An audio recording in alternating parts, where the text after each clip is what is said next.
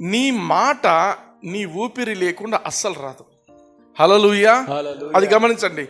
ఎందుకంటే ఈ మాట ఏమని రాశారు? బై ది బ్రెత్ అన్నారు అక్కడ, బ్రెత్ ఆఫ్ హిస్ మౌత్.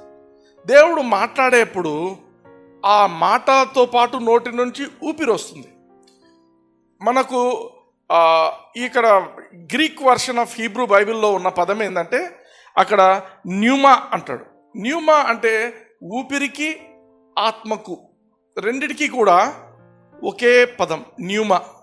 అంటే నీవు దేవుని యొక్క మాట దేవుని నోటి నుంచి బయటికి వస్తున్నప్పుడు నువ్వు గమనించాల్సింది ఏంటంటే దేవుని యొక్క ఊపిరి అంటే దేవుని యొక్క ఆత్మ కూడా బయటికి వస్తాడు. హల్లెలూయా.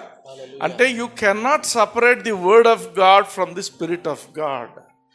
పరిశుద్ధాత్మ దేవుని వాక్యాన్ని నువ్వు సపరేట్ చేయటానికి వీలు లేదు, సపరేట్ చేయలేవు.